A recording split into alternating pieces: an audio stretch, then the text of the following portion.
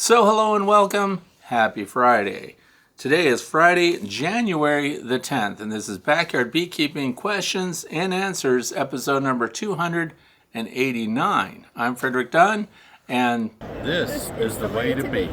So I want to thank the people that volunteered to do those introductions for me. There are a lot more coming in the weeks ahead, so they just happened to be at the North American Honeybee Expo down in Louisville, Kentucky, and I asked them, would you like to introduce my show? So we're going to see a series of them.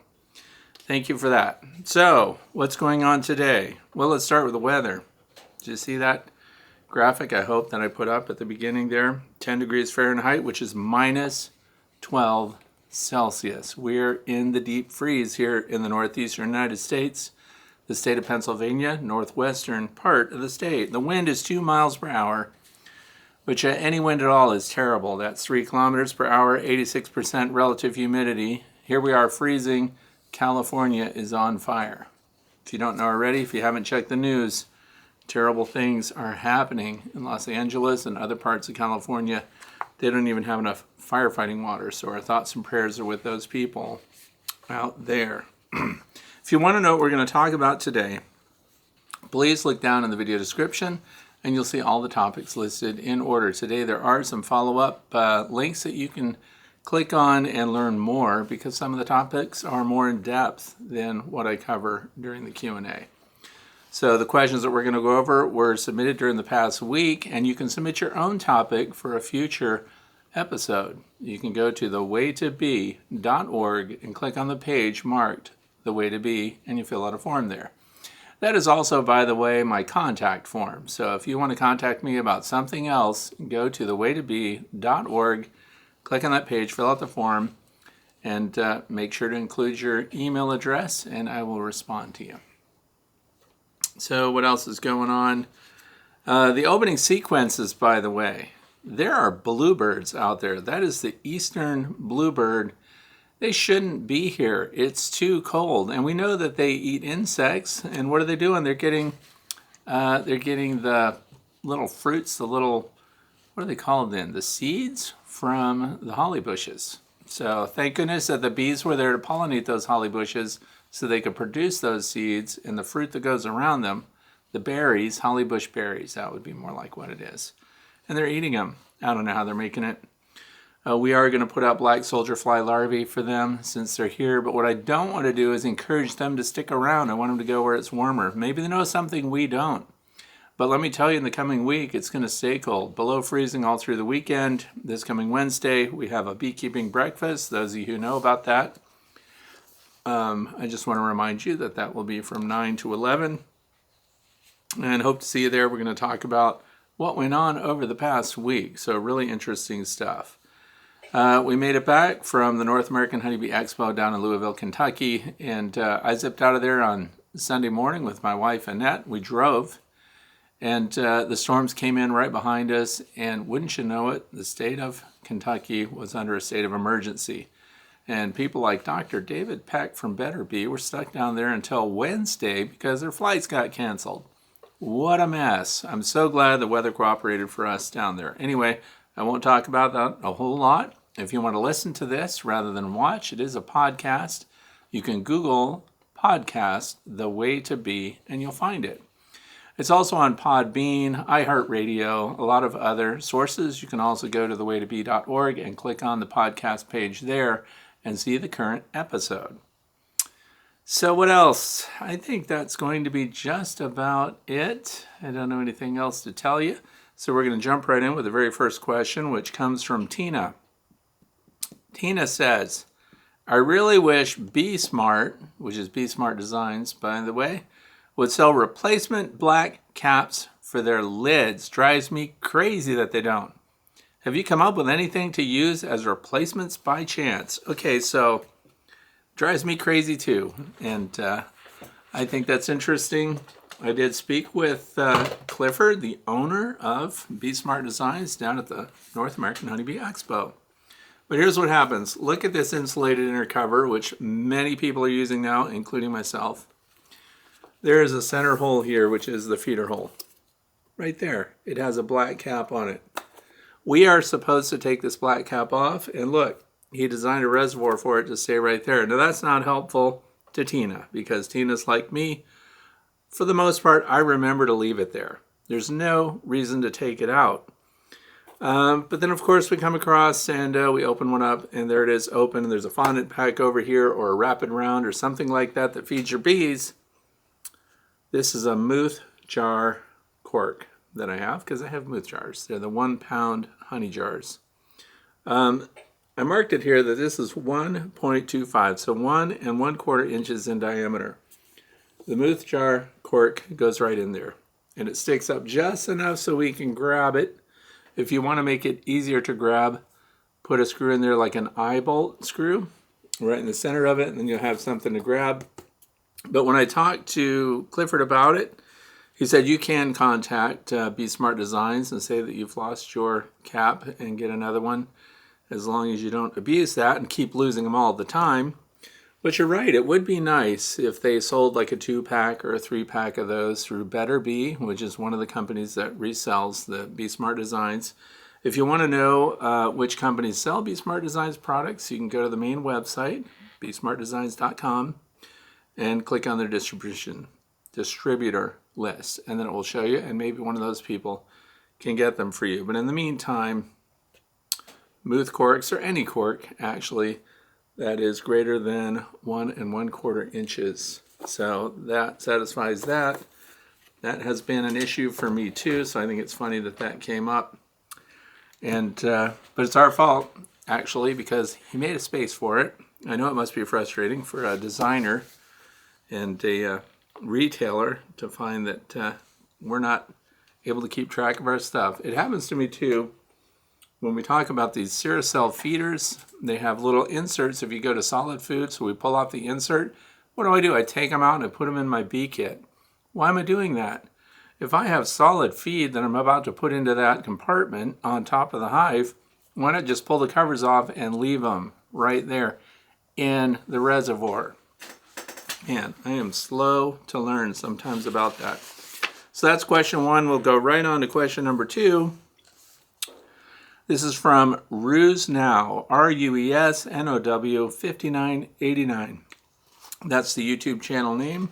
It says, could you run a 2-queen system in a long lang or a Layens hive? Now, I don't know about the Layens hive. That's a little more of a challenge for me, but the principle's the same. 2-queen system. So that's what I want to talk about. If you Google, you go on YouTube and you look up 2-queen systems, you'll find the old way, which is, of course, bottom board, brood box, double screen system. The double screen in this case is not like the number 8 hardware screen. It is with a queen excluder, double queen excluder there. And then you go up into the next box, and that's also a brood box, 2 queens, a divider between them, and then the honey supers above that. I don't like that configuration, which is why I never did it. And the reason I say that is because, sure, we can pull off the honey supers from the top and we can get to that first brood box, but now we've got a screen between them that instead of screen has the queen excluder. And we go to the bottom box, which is another brood box that we have to inspect, and in order to inspect it, we have to pull everything off from the top.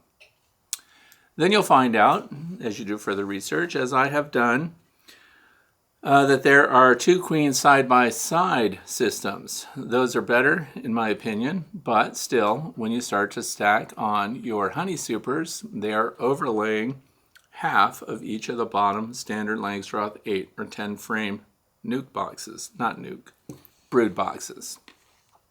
Okay, and then you go up from there. And then what happens is, you still have to pull off the top boxes to get to the bottom 2. And so I'm so glad that this question came up, because I was talking with George, who owns or is one of the founders of the Keeper's Hive.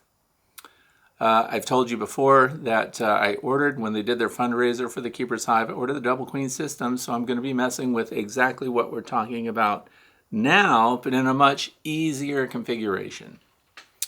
So the double queen system works for a long lang the same way it would work for this double Langstroth box system, which is the Keeper's Hive. And I'm going to put a link to that because he did a very good job of explaining it. Although I think he's got some problems going on with all the bees that were all over his hive. But moving on. You start 2 colonies of bees in your long Langstroth hive. Now, if you look at my Langstroth designs, and they are available on my website for free, the prints are, you'll see that we have a single entrance at one end. Now, other people make long Langstroth boxes, and they have multiple entrances. If you're going to have multiple queens, separate brood chambers, then you're going to have more than one entrance. So I highly recommend that your entrances, in this case, long lang is a big box, in my case, about 5 feet. You can make it a little longer, and I recommend that you do if you're planning to have a 2-queen system, because that means double the brood, double the production, double the honey. So what you will do then, of course, is have your entrances at either end, and you'll set up your 2 or 3 brood frames to get them started, unless you happen to have colonies that are fully loaded that you're going to just transfer in, and that would be, of course, the quickest build up. The word on the street is that double queen systems build up much faster and also produce more honey than a standard single queen system. Now here's the funny part too. Sometimes you'll be looking through a beehive and you do find more than one queen in a normal brood configuration with no queen excluder at all. That's not what we're talking about here. We're talking about 2 completely separate brood boxes, and then in between the 2. So now we need follower boards, which we have. We'll have to drill holes in the follower boards if you don't have that already. And instead of like number 8 screen, which would be normally what we would do to separate the 2 so they don't transfer the queen mandibular pheromone to one another, we are going to put queen excluders on those. And if they're metal queen excluders, highly recommend that you use metal queen excluders on that. You can use plastic, but the metal is better, and here's why. It doesn't flex in and out, so it won't need center support. If you cut out the center of your follower board, which in my case is made out of 2x stock, right? Then, of course, you have a spacer, and you've got your queen excluder in there, and then the bees go right through it. Simple. We don't need double queen excluders. That wouldn't make any sense. But if we were doing screens to separate 2 colonies, we would have double screens to keep them from passing the mandibular pheromone back and forth. These are queen excluders, so we only need a single queen excluder because the only cast of bee inside the hive we want to prevent from migrating to the center in the case of a long lang is going to be the queens. So we have a queen at each end. Now we have to forecast how many deep frames do we want in the middle there for them to jointly service. Now, this is an interesting puzzle for me. That's because if one queen is more, smells better, performs better, attracts the workers better, we already have drift going on in the beehive. We have the opportunity for workers to come in, foragers to come in at one end, go through, get into the honey super, start to store their goods, and then carry right on and join the other side, which is where the brood is there. Now, foragers are really at the age, they're in their last 2 weeks by the way of life in general. So when they're coming in, they're usually passing off their resources then to what I call storekeeper bees. So these are bees that are inside that have never been out before, right? So they're transitioning through their jobs inside the hive and have not gotten out there as guards on the landing board or done outdoor chores yet, so they're not foragers. So the foragers come in, they transfer their nectar resources to the interior storekeeper bees, who then will go through the queen excluders, and they will deposit those resources in frames on comb, right? And on the other side, they're doing the same thing. So what we have are storekeeper bees tending to the same areas.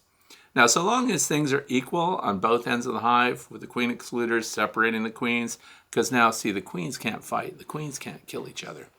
And since we're establishing them, as George said when I spoke with him last weekend, And I agree with it. We want to start with full strength colonies on each end because we want everything to be equal. They'll have their own pheromones, and then they're just interacting while they're storing their honey, right? So that would work. And then what you have to do on the long Langstroth hive, because keep in mind, we have a finite established honey collection area, an established number of frames that we can't expand. With the standard Langstroth boxes, we would just continue to add them on the top. So I'm going to talk a little bit about that too. I don't want to just talk about the long lang. The lands, you would be doing the same thing. And the lands that you get from Dr. Leo Sharashkin, if you get it from others, I recommend you look at the lands hives at Beersville Bees. Look that up, beersvillebees.com. They have a really good lands hive, and now they also have a Langstroth, which I did not make it to look at. But just knowing their craftsmanship and the insulation and the way that they make things, that would be a great place to check out. So, if you had a lands hive, the same thing applies. Theirs come already with several entrances down the face of the lands hive. So there again, we have to establish colonies on either end. They should be equal, okay? And by that I mean similar brood, similar strength, similar numbers going into spring. And then we have the follower boards. We need 2 of them now. Usually comes with 1. And again, just as I described before, we would use queen excluders, 1 layer queen excluder on each side. There's no point in doing 2 of them. And then your bees would pass through those, and then your storekeeper bees will store nothing but nectar and honey in there. On the off chance that some of your foragers come in and scoop past everything and get into that part of the hive and deposit bee bread, if they deposit pollen in there, I don't see that as the end of the world. They won't be developing brood in there because the queens are isolated. So you will have to decide how many of the frames to dedicate to brood, and then how many of the frames spacing that you're going to dedicate to honey nectar development, right? So to keep up with it, you're going to have to do inspections, and when they get that at capping stage or when the water levels are low enough, below 19%, highly recommend, 18% even better or lower, then you would pull frames and install new frames. So it's something that you would have to keep up with because they can store twice as fast because there are twice as many foragers in theory. So now let's jump ahead to the keeper's hive and why that's going to be just as good, if not better, than a horizontal hive configuration for the 2-queen system. All we're doing is keeping the queens apart and providing a space for honey stores.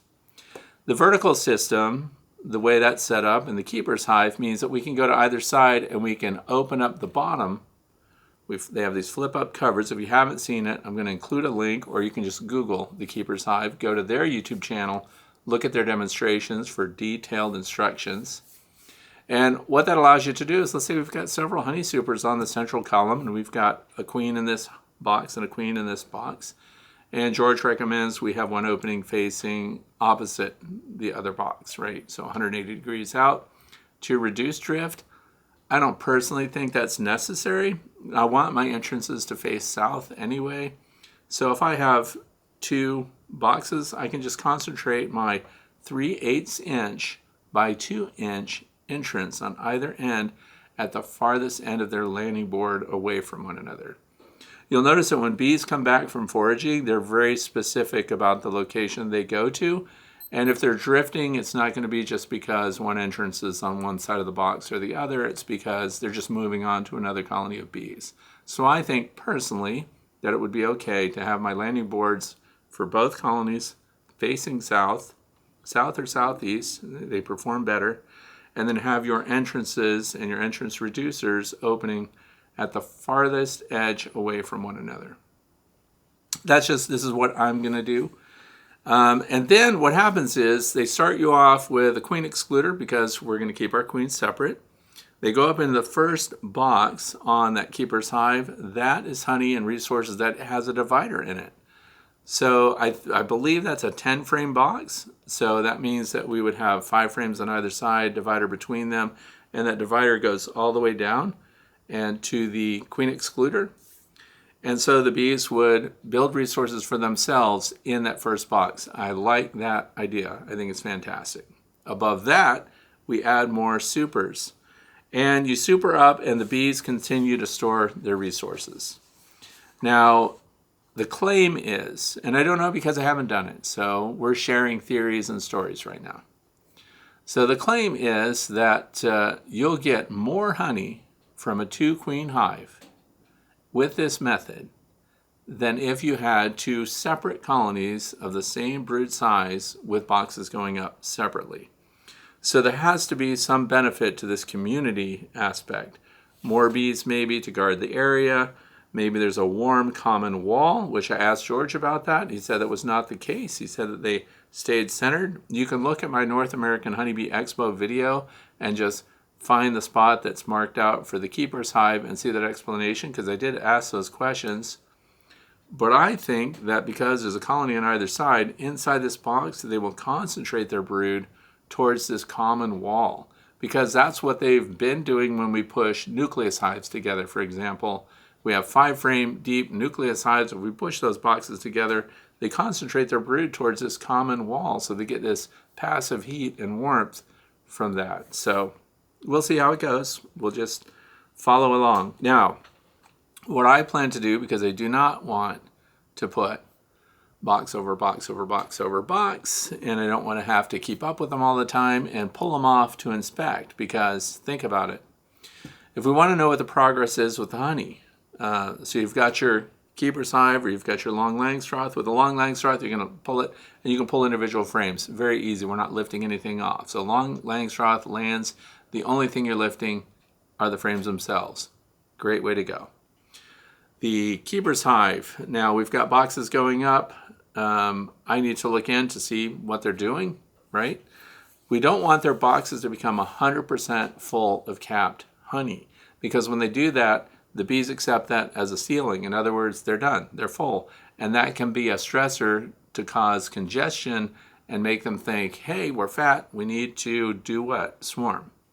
So we don't want them to swarm, and we lose all those workers, and then we've kind of lost the benefit of having a 2-queen system. My plan this year, 2025, by the way, you might be looking at this years later, I'm going to put flow supers on there. Here's why. If I can put a single flow super, which is a deep honey super, heavy, right? If I put one of those on, I can pull off the back panel or the end panels, and I can see their progress keeping honey in there, because we have a queen excluder down below and another box below. We know that we're not going to have any concerns about having brood in those flow super frame cells, right? So we can see their progress. So my plan is 1, and if they really fill the first box fast, I'll have a second flow super on there, because they can build fast. And why would I do that? Because it is a flow hive. We could just, right in theory, open a frame once it's full and drain the honey off, and then we freed up space, and now they can go back to work storing even more, and we would have this rapid turnover. I have historically had frames in flow supers full, capped with wax, that's key, drain them off, and then 11 days later during a nectar flow had them full and capped again. That's 3 gallons of honey from the one super, right? Technically it's 3.5. They don't tend to fill the end frames 100%, so I don't get as much off frame number 1 and number 7.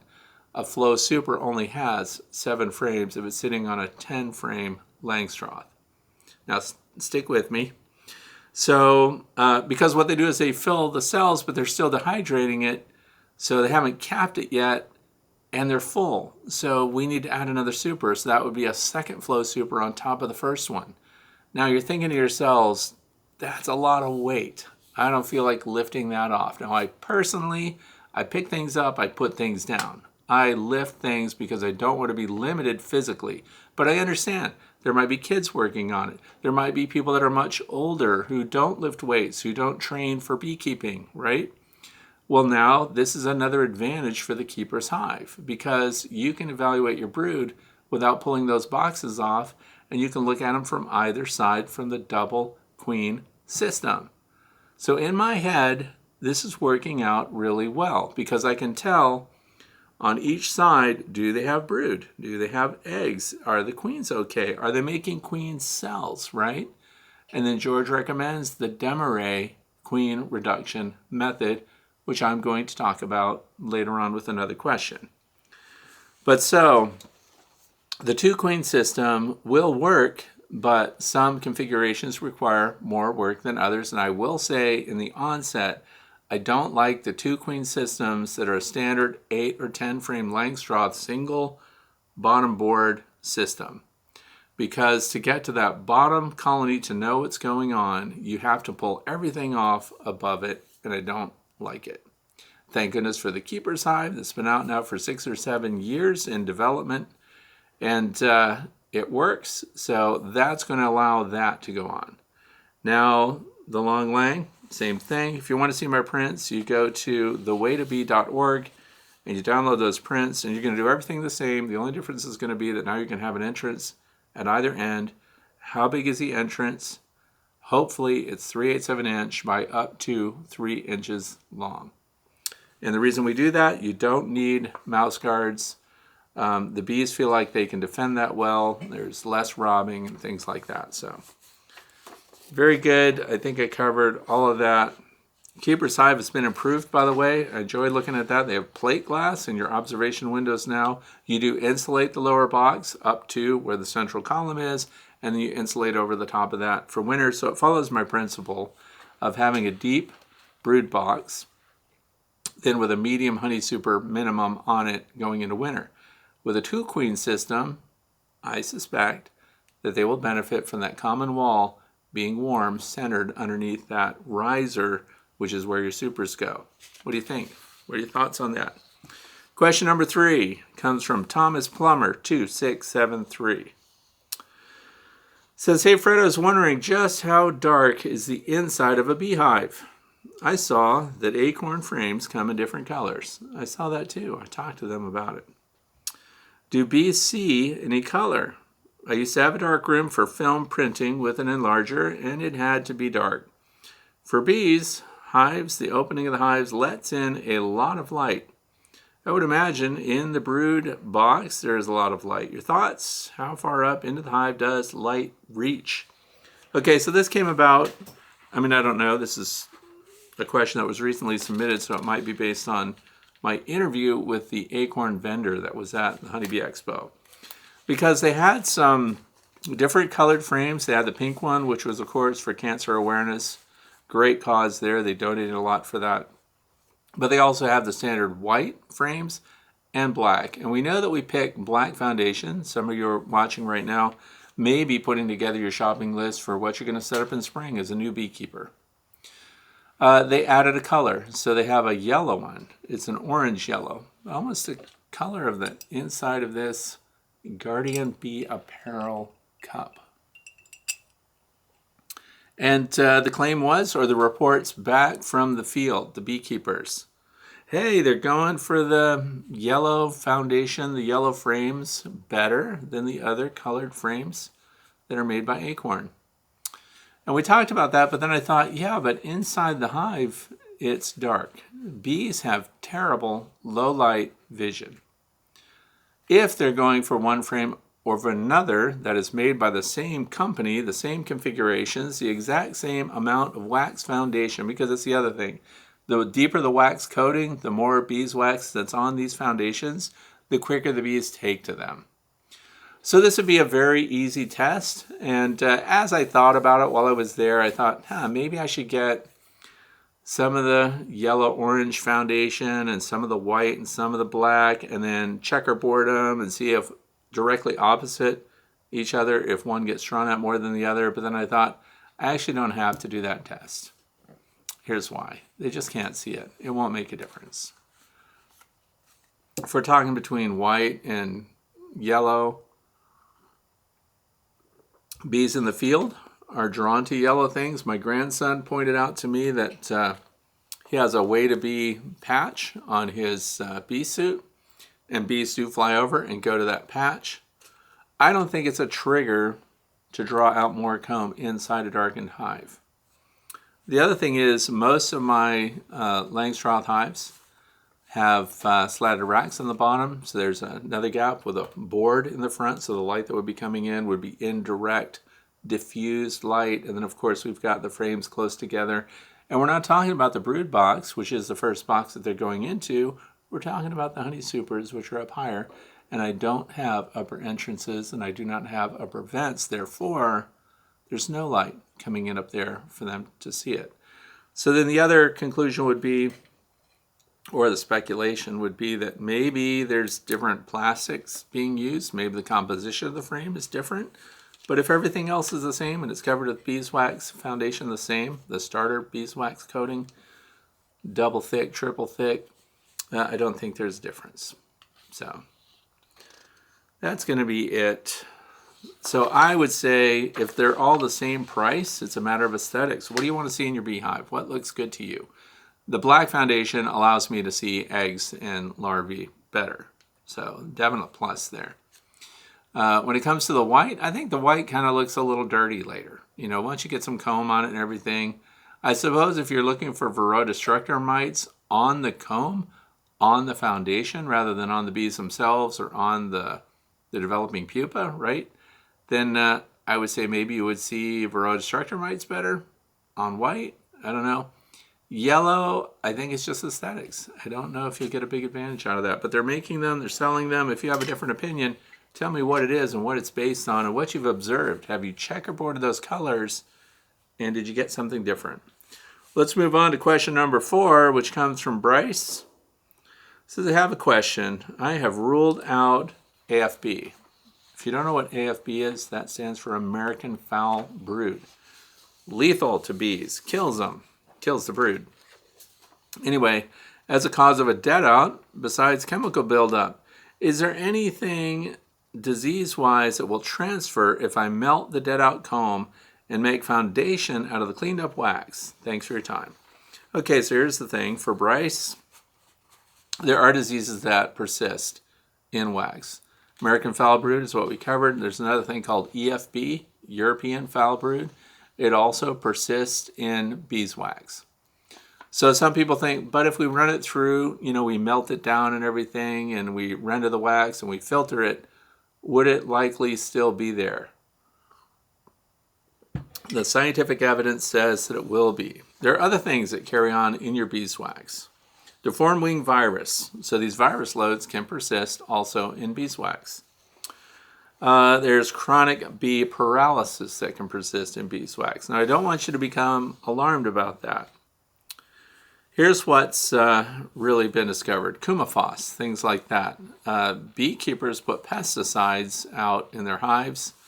Not everyone does. And you, as a pure beekeeper, or an organic beekeeper, maybe a treatment-free beekeeper, might be very upset to send in samples of your beeswax, of your honeycomb, to a lab and find out if it has any pesticides in it, to learn that even though you haven't treated your hives, Coumaphos is in there.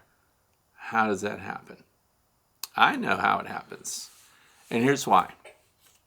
Because you don't treat your colonies, you don't, let's say that. Let's say we think we've got a pure setup. How far are bees flying? How far are bees foraging? So one thing is to get pesticides, but they should not be coming back with pesticides that are put in the hives by beekeepers. Synthetics, specifically.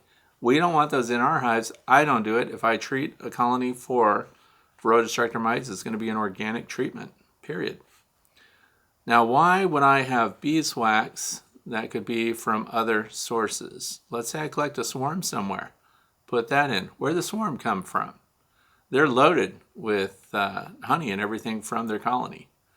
So if you're loading up bees from an unknown source, they could be carrying these things with them. And what are they going to do? As soon as you put them in a hive and set them up, they're going to build new comb. Because swarms are primed to build comb. You can see the little beeswax shingles on their abdomen, right?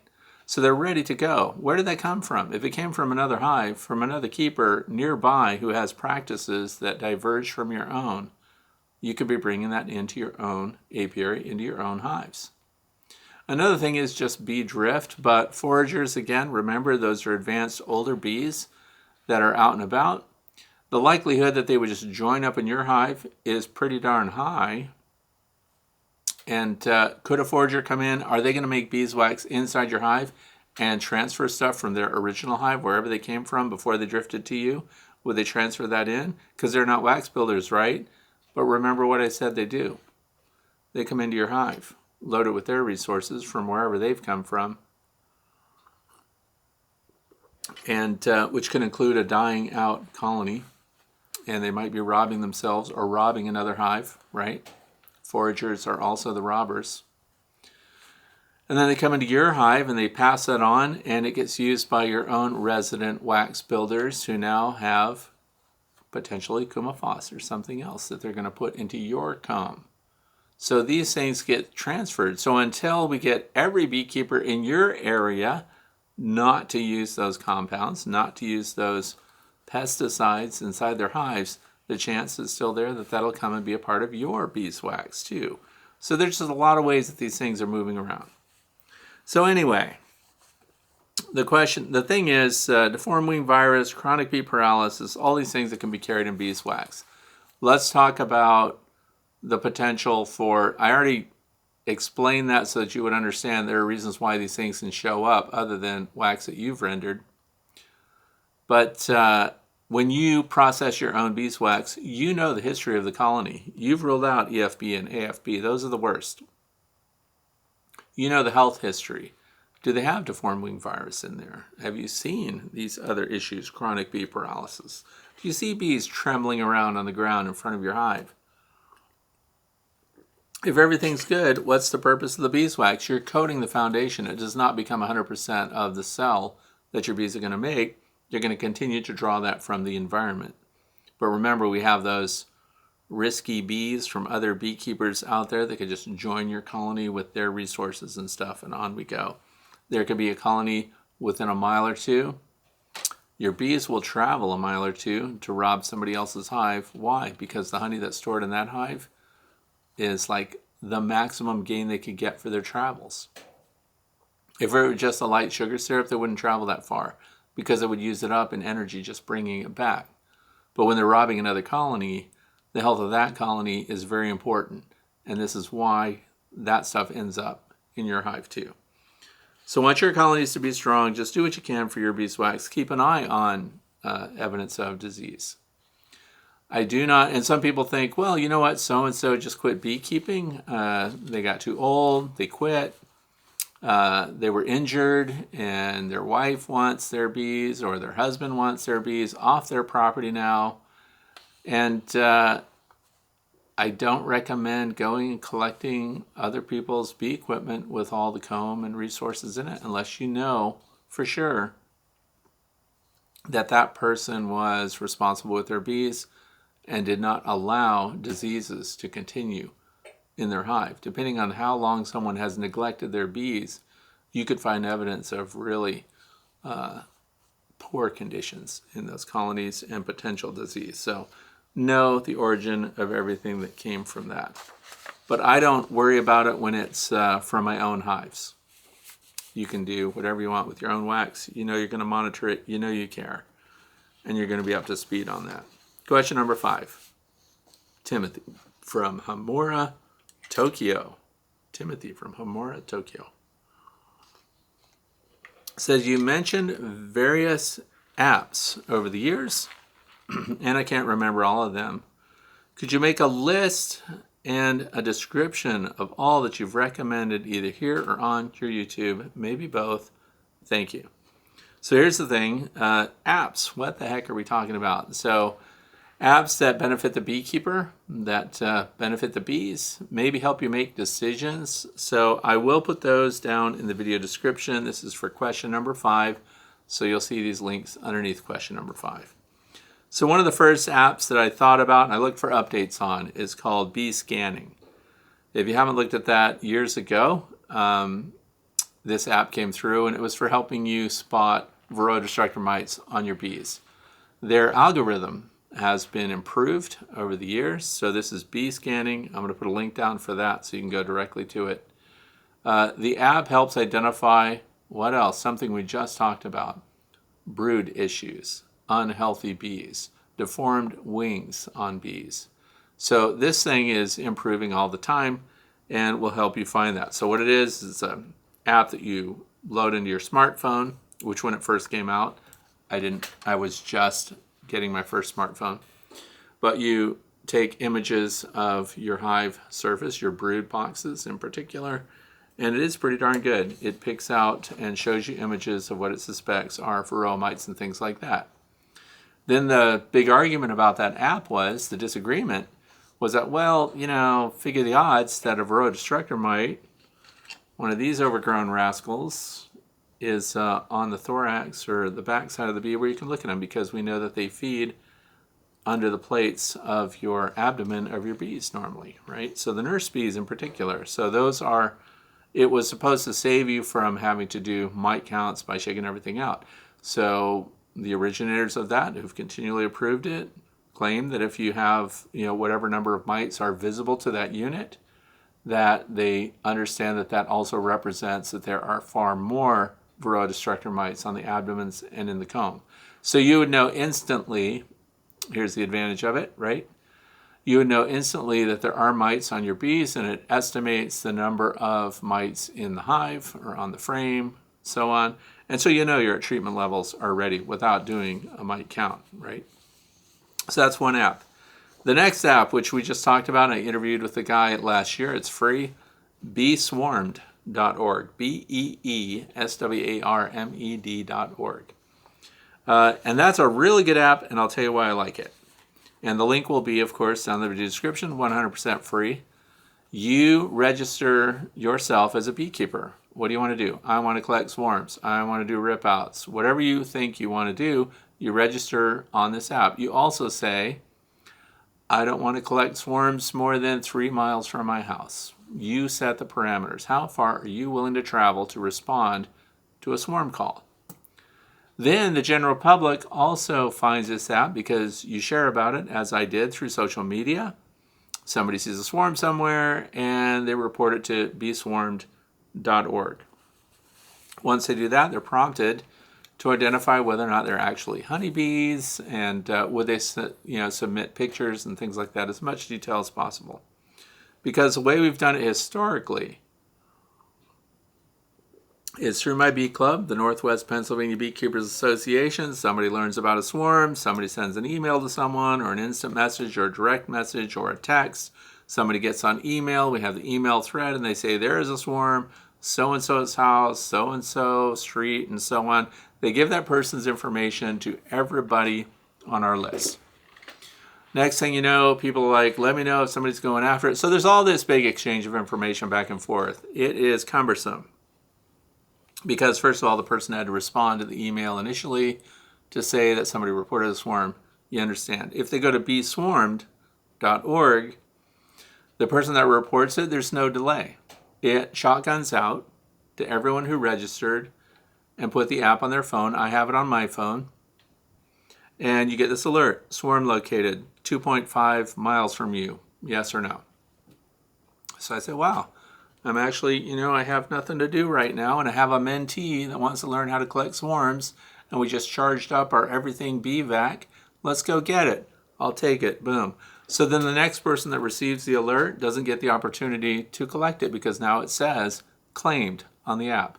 Instant.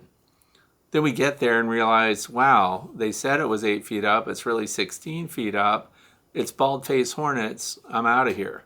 Or it is honeybees. They're just not your cup of tea where they're located. So then you uncollect it. So you go back to the app and you say not claimed. Now it shotguns again to the same group of beekeepers, and somebody else can go try it out, and you've had an opportunity to provide additional information.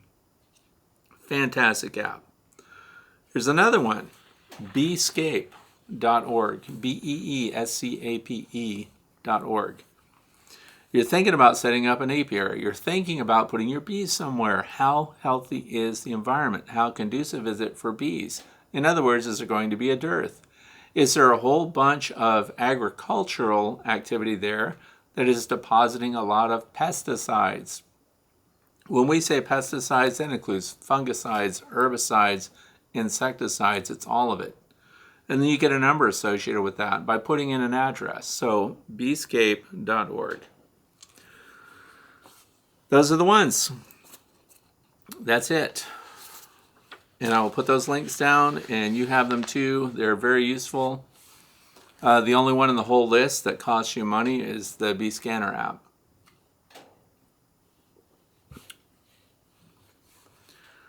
So the next question, this comes from Vladimir, Worcester, Massachusetts. What's the best method for preventing a swarm, and is this the method that you use? So I mentioned earlier on the Demaree method. Demaree method is something that sounds really complicated to people. It's not. It can require a lot of manipulation sometimes. This spring, I am going to do my own version of it.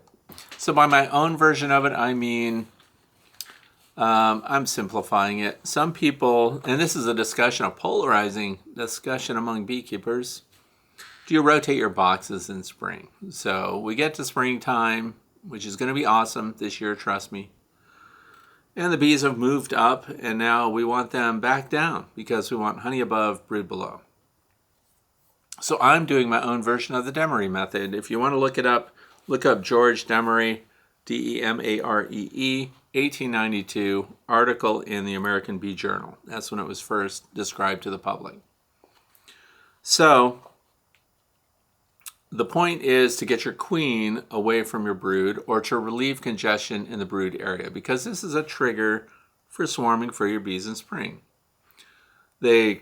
Dandelions bloom where I live, and you get whole fields of dandelions. There's a whole bunch of nectar pollen coming in. That is almost the too late time if you haven't already inspected your hives. And we know we've got weather conditions and things like that are shifty on us. It might rain a lot. You don't want to get into your hives during that period. So you end up with a packed brood box, right? And once again, the way I keep my bees with no upper venting, the bees are encouraged without upper venting to migrate down towards the single entrance.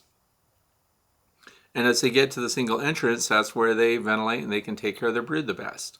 But this takes time, so that migration down is slow for some people. So they hurry it up. They pull that top box, they put it on the bottom, they take the bottom box, they put it on top. Now we have empty brood comb, or mostly empty brood comb, above, and now they're down below, and now they can move up and fill that. My plan is different because I use a deep and then a medium. So this method requires a queen excluder. Historically, I've not used queen excluders. Now I'm going to go back on my word because I want to separate the queen from her brood. Now in normal Demaree methods, you have to look for queen cells. If they're already building queen cells, you might be in a pickle. You have to have a queen that's still in the colony, and we want to get her away from the brood area. So in the Demaree method, you would have, remember I have a deep and a medium, can't do this. If we had double deep boxes, you can do it. Single deep, queen excluder on top, second deep. You pull brood frames that are full, that are in with, of course, with your queen, and you move them to the next box. Usually it's above. Queen stays down below. And then we push the remaining brood frames all together, and then you add extra frames to the outside of that. And so the bees up above, those nurse bees that are on that brood, think, no queen, no reason to swarm, right? Now the workers can go through and continue to spread the queen mandibular pheromone. She's just not on those frames anymore, so she's not laying eggs as those worker bees emerge from their cells. She's down below, and now she's working the frames that you have provided for her down there. I'm doing a different thing from that. I am going to take the queen, who is going to be up in my medium super in spring. I'm going to put a queen excluder under my medium super, and I'm going to put the queen on that comb in the brood box. Now what that does is makes those nurse bees up there think the queen's gone, or at least not in the area, so that relieves congestion. Her pheromones thinning out up there. She's locked down in the brood box below. Bunch of nurse bees will go down and join her there, and she will start laying her eggs there. So then she will start filling that brood box, which is what we want anyway. And so now your queen excluder becomes a tool. This becomes a way to keep your bees from being congested, from getting that early swarm tendency. Once again, you have to be aware if they have already started producing queen cells or not. No queen cells, healthy queen, bunch of eggs, great brood production. It's a great time to go ahead and relieve that congestion by getting her down below. One of the reasons that I think this is a very good method and better than rotating boxes, other than the fact that all of my supers are mediums, and unless it's a flow super, right? All my supers are mediums, and then my brood box remains a deep, and it's a 10 or an 8. So down below, we've got that queen, and now she can fill all those frames, and then what's above, those workers will emerge from their cells, and then they just join the brood down below gradually. Then hopefully we get them past that first massive nectar flow, and we've kept all the bees, and now they backfill the upper frames then with honey. And then we go from there and we follow suit and just put the flow supers back on in my case. Whatever your brood box types are, that's how that will go. So, because we want to get them past that early one. You need to do this practice also with the keeper's hive and with that box that's directly on top of those two. I believe those are 8-frame brood boxes down below because the center support system takes up some of that. Haven't opened the box yet, so I don't know for sure. But there'll be a queen excluder straight over that and a deep nucleus box for each side. So it's a 8-frame on top of that, or a 10, whatever you've decided to do, whatever the configuration demands.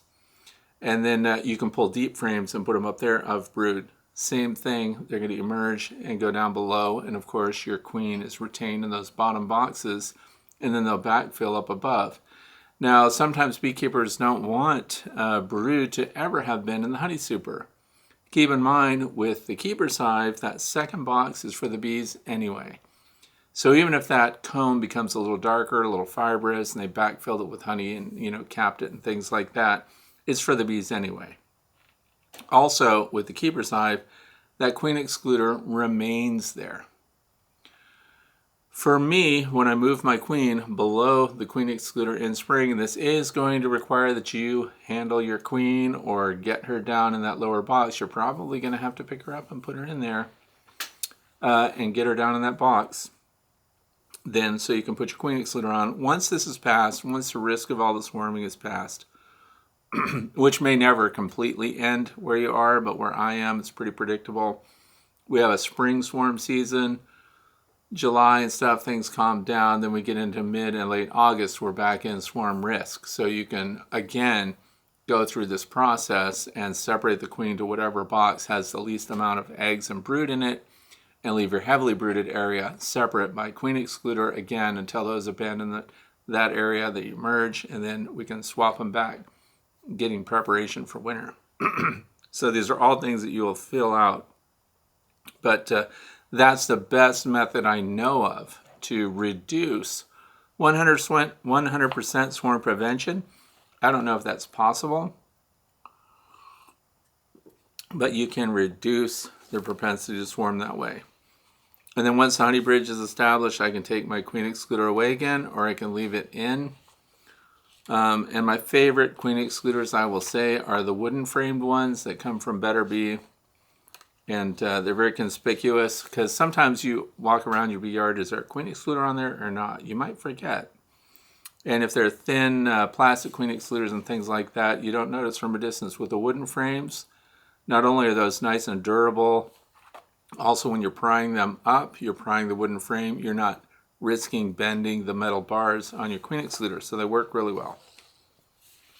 That's it for question number 6. If there's more questions about that, please write down in the description below what the follow-up questions are, and we'll try to add that to next Friday's Q&A. Or I might do intermediate videos this time of year. Question number 7 comes from Lynn from Russell, PA. Hoping to begin raising pasture-raised hens for eggs. I'm still in the research phase. As much as I'd like to start in spring, I think I have another year before I'll have the time. Does your chicken DVD, titled Regarding Chickens, work on a PlayStation 5 console, or is it available in a downloadable format to be viewed on a laptop? We no longer have a DVD player. Who doesn't have a DVD player anymore? Anyway, good news. That 3-hour program, which is the DVD titled Regarding Chickens, is available through my YouTube channel. The whole 3-hour program is free. It's right there. I will put the link down in the video description under question number 7, and you can watch it right through the YouTube channel. If anyone still wants a DVD, I happen to have a bunch of them still left. If you have a DVD player, you can get that DVD player, not the player, you can get the DVD in the case Regarding Chickens. It published in 2006. I realize it's been a while. The information has not gone stale. It's all still good stuff. You can get it for the cost of shipping and packaging. So for $5, you can get the whole DVD. If I'm coming to a conference where you are, and you let me know ahead of time, if you're coming to the Bee Breakfast next Wednesday and you want the DVD titled Regarding Chickens, shoot me a message on Facebook, the Fred's Fine Fowl Facebook page, and tell me where you're going to be and that you'd like a copy of the DVD. I'll bring it. You can have it for free. They're just sitting around, and I think that a lot of people are in that same situation. They just don't use them, use DVD players anymore. So it's free. It's on my YouTube channel. Go to the channel, Frederick Dunn, and go up in the search bar and just type in raising chickens or chicken rearing guide or something like that, or just type chickens and see all the chicken videos that come up, and pick the one you want. Just look for the time of play. It's 3 hours long. Thank you for being willing to sit through it. Information's good. It's in chapters, so you don't have to watch the whole thing. All right, question number 8. Nigel Moore, 9657. Can you tell me, please, if honey has any true nutritional value for humans? Does it have any great benefit for wounds? Okay. This is an area that was covered at Cornell, which was really interesting to me. You will find, if you Google around, you'll find all kinds of nutritional value, miracle healing assigned to raw honey. Honey in general. It's amazing to me how far people are willing to go in their claims about honey.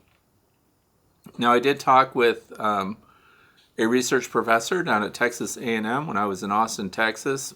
I think we're going to set up an interview coming up about the medicinal value of honey, which I think is much stronger than nutritional value.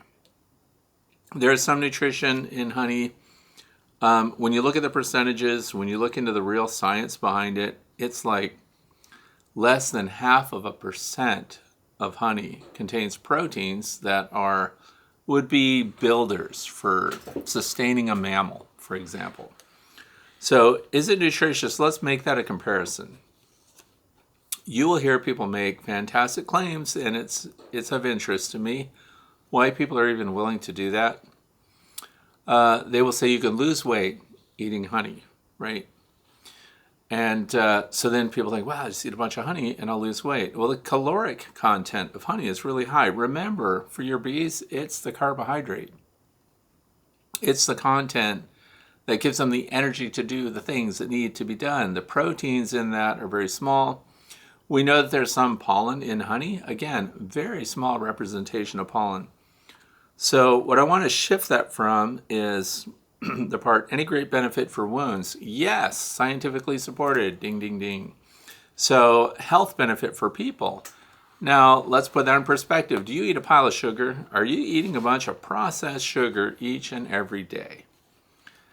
It's no argument that sugar as a substitute, honey as a substitute for processed sugar is a gain. That's a bonus. So if you're getting rid of something that's really bad for you, white processed sugar, bad for people, and you're substituting honey. In other words, you're not willing to get sugar out of your diet, but you would like to substitute it. So it's better than processed sugar for you. Now, nutritional value, I'm going to give you a link to a study that will show the breakdown, and let me just tell you, it's going to hurt your brain. They talk about all the variables in sugar. Now, in honey. Keep in mind, what is in the honey is related to what was in the plant that the honey was taken from, the floral content. So there's a wide variance there. And this again ties into medicinal value, not nutritional value.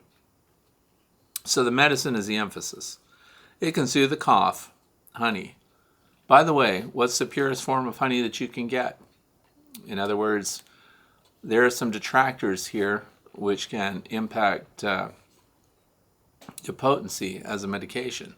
So the more processing it's been through, the more filtering it's been through, the more materials it's been on, all the stainless steel, all the sieves and filters and bottling systems that it's been through degrade the honey to some extent. So comb honey would be your purest form, your purest source for honey. Just tossing that in there. It can soothe the cough. It can have antibacterial properties. These are proven medically. You can put raw honey on a wound and it will sanitize, disinfect the wound. Honey itself can develop hydrogen peroxide.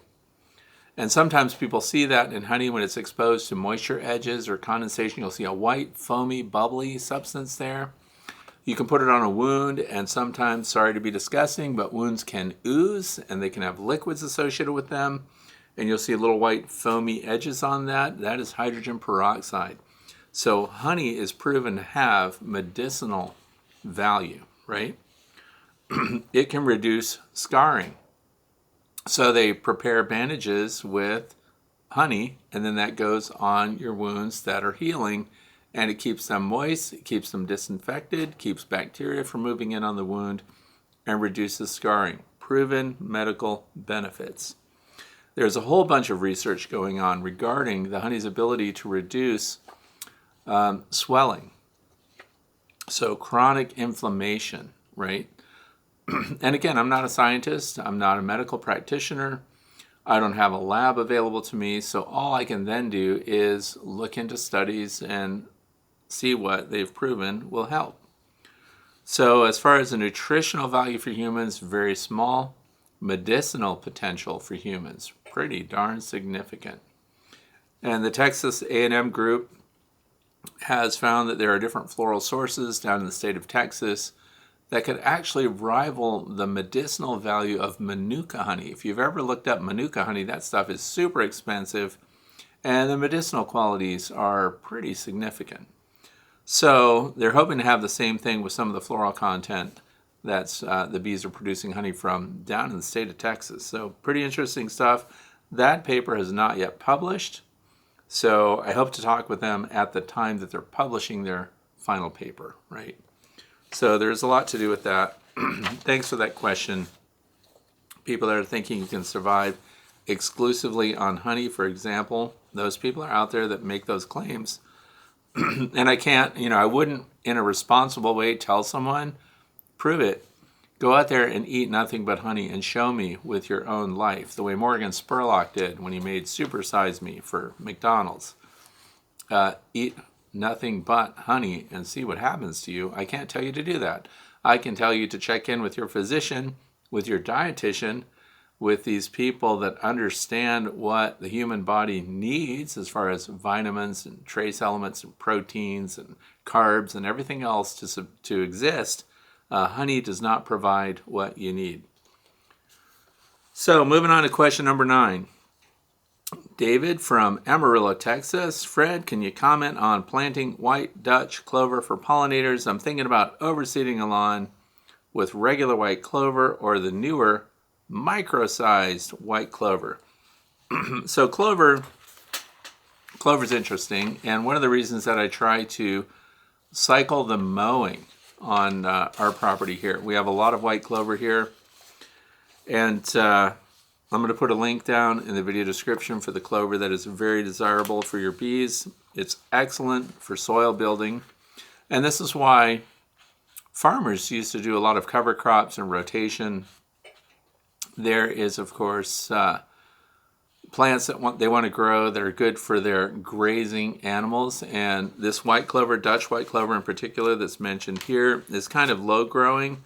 So it's good for the soil as a soil builder, not great for grazing animals because it doesn't grow really tall. And then sometimes you'll hear about different types of clover, right?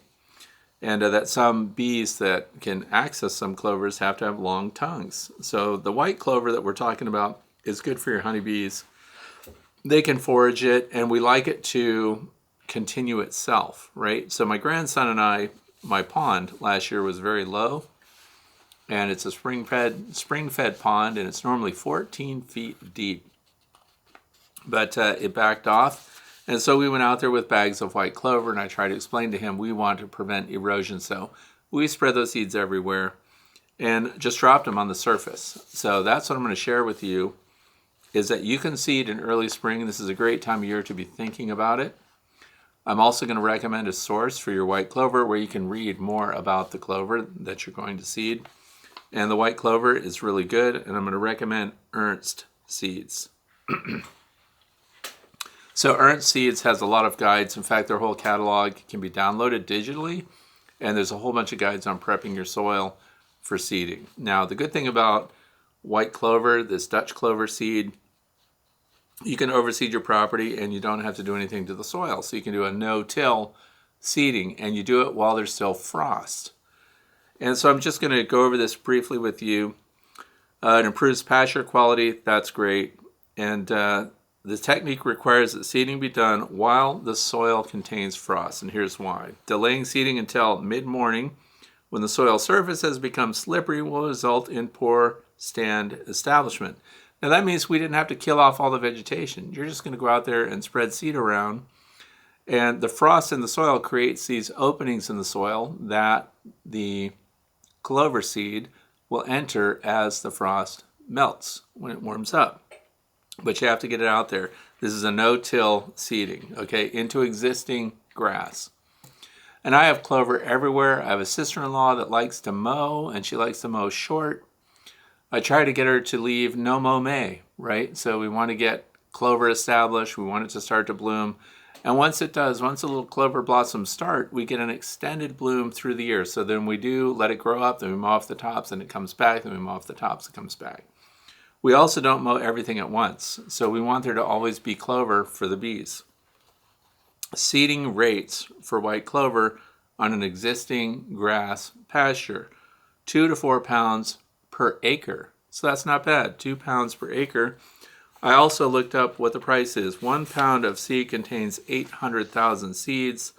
Right now at ernstseeds.com, it's $8.40 a pound. So it's cheap to use. And that's pretty much it. The information that I'm giving you was prepared by Marvin H. Hall, who's a professor emeritus of forest management, Penn State Extension. So it is a good clover to use. Easy to toss out there. I give my grandkids bags and just make them spread it around. It's fun, and then they get to see the results because the clover comes up, and it's really easy to spot that, among other things. Great for soil building. So yes, use it. Question number 10. And there's other options, by the way. If you go to Ernst Seeds and look at that catalog, they talk about all kinds of ground covers, and they include information about what pollinators benefit from it. Question number 10 comes from Mike, Hudson Valley, New York. I heard that heater bees will detach their wings from the thorax while vibrating to heat the cluster during the winter. Is that true? And if it's true, can you explain the anatomical mechanism that allows the detachment and assuming the reattachment to happen? Okay, it's not so much attachment and detachment, it's coupling and uncoupling. So the thorax of your honeybee, that is your engine compartment for the bee. All the power, all the muscle that makes things happen is in there. That's why your wings are attached there. That's why your legs are all attached there. 90% of the thorax is filled with what? Flight muscles. So anyway, it's just like shivering. The bees vibrate. And I've had people ask me this because there are sounds that come out of a beehive even when the wings are not moving. What is the cause of the sound? Well, they're vibrating. They're shivering. And for people that like to harass their bees, they go out in the wintertime, put their head up against the hive, and they knock on it, and then they'll hear vroom. The bees didn't flap their wings. What they're doing is they need to generate warmth in their thorax, which passes on the warmth to their environment, meaning the cells that they're in, because sometimes they heat. If there's one empty cell, a bee gets in there and heats 6 adjacent cells. So they shiver, they vibrate those flight muscles without flapping the wings. Now, this is still hard on the bee. It burns a lot of calories, it burns a lot of energy, it wears the bee out. So the more that they have to shiver and generate heat in this way, the quicker they're burning themselves out. Just like a foraging bee has to use its flight muscles a lot to fly, they burn themselves out. That's why we have a 2-week forager. At the end of it, they're done. They're burned out. So they uncouple and recouple these muscles with the actual physical wing itself. And the other thing is, you should know that muscles can't contract, can't push, they can only contract. So we have muscles that pull in one direction and then muscles that pull in the other direction, which get your wings to move, right? So they just uncouple. That's the best I can tell you. And they vibrate, they shiver, just like we do. Sometimes we shiver. That's burning energy, and so that we can burn calories, so we can generate warmth. That's your body trying to warm itself. So that's it. Shivering shortens life, so we want them to do that as little as possible. And guess what? Not all of your bees do it. And I've had bees outside on the landing board. You could hear it. It was little sounds. They're all making this frequency. And what they were doing is they were trying to prepare themselves for flight, because the bee has to warm its thorax into the 80-degree Fahrenheit range before it can actually fly anywhere. So if they're alarmed, somebody came and knocked on the side of our hive, we need to get our engines warmed up so that we can put it in gear and go somewhere. So they have to warm their thorax up into the 80s just so that they can fly. And then it was a false alarm. They burned all those calories, exercised their flight muscles for nothing, wearing out their engines. So now we're into the fluff section. This is the end of things. Question 10 was the last one from Mike. So anyway, temps are going to remain below freezing through my area all through next week. So there's not a lot that we can do other than what? Go through and keep entrances clear just in case, the sun shines and we get some cleansing flights going out of there. The other thing is, with these very low temperatures, I'm going to get very clear thermal scans, and I'm hoping that even my insulated hives, that would be the licensed, the Apimays, the lay-ins, those that have thick sidewalls that make thermal scans difficult. There's not a big distinction between the warmth and the cold environment. But when we're down to 10 degrees, I can get out there and do thermal scans, and then we'll see, even on the insulated ones, we should see little venting warmth, who knows, but I'm going to share that in the coming week. And also we're talking about, somebody asked about planting pollinator plants. We're talking about the clover. I have all this grow stuff going on. Of course, I'm planting moss because I'm growing moss, but here's the good news. I'm also growing showy milkweed and something else called rose milkweed, which is really hard to start. So I'm doing this indoors because look what's happening. New Year's is over. North American Honeybee Expo is over. All the fun stuff is over. The holidays are over. The next thing coming up is what? February. We're talking about Valentine's Day. This is the winter dead zone. The best thing to do this time of year is to grow something indoors, because having all these plants, by the way, all the mosses that I'm growing, Irish moss specifically, which is not even a true moss, has created this room that is full of oxygen. It's warmer because I'm using grow lights. Anyway, I highly recommend you grow some kind of plants indoors. Set up a grow room in your house. And I'm going to be doing upcoming reviews on grow lights, which I like to do this time of year. Standard cycle, new lights, see what was on sale. I bought stuff during Black Friday. I like to get things from Home Depot or Lowe's when they're really cheap. And so we're testing some LED lights that are also, they generate quite a bit of heat, the panels that they're on. So that's coming up in the coming next couple of weeks. I also, darn it, I went to the expo. Sorry to still keep bringing that up, but there were people that I wanted to interview and talk to and stuff I wanted to see at the expo. Thank goodness other people are producing Honeybee Expo videos and showing these different vendors. You could not get to them all. There just isn't time. I just couldn't get there. You see people and they say, hey, Fred, stop by. I got something to show you. And I'm like, yeah, I'll be over there. Next thing you know, 2 hours is gone. I only got a couple interviews in, and it was over with. So I did not get to those vendors. Also, I wanted to mention my shirt, Hives for Heroes, a worthy cause. Their link is always down in my video descriptions, because if you want to volunteer, if you've got resources, or you want to be a mentor, or maybe you're a veteran and you listen to this and you think, I'd like to get into beekeeping, check in with Hives for Heroes, follow the link, or just go directly to the site, just Google it. And you can listen and find out what services they're providing. If you are capable of mentoring, I'm pretty much at my max for mentees for right now. But Hives for Heroes is a great opportunity to help someone get into beekeeping and kind of get out of their doldrums. And I think, in fact, reaching out to someone this time of year is very important for the reason that I just mentioned. Holidays are hard on a lot of people. Some people can feel alone. We've got these gatherings, we've got these conferences and things like that, fellowships and associations. Those are all great. But getting someone connected with a sponsor so they can start to learn about beekeeping and maybe start to prepare for the coming spring. I know they like new beekeepers not to have bees right away, but to rather connect with someone who's willing to mentor them. Hives for Heroes, check it out. Also, for those of you who came up to me at the conference, thanks for coming up and saying hi, admitting in public that you knew who I was and that you think I'm okay. It was really great to meet a lot of people in person. Thanks for that.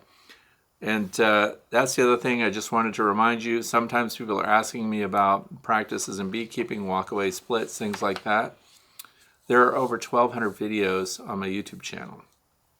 It's a mind-boggling number. They're not all dealing with bees. So if you go to my channel and type in what you're looking for in the search line, chances are I've covered it before. And if it's not completely explained, then you can ask for more information, or maybe a follow-up video, or maybe our practices have evolved and improved. So this is going to be an interesting year. I'm backing off on a lot of my professional photography commitments.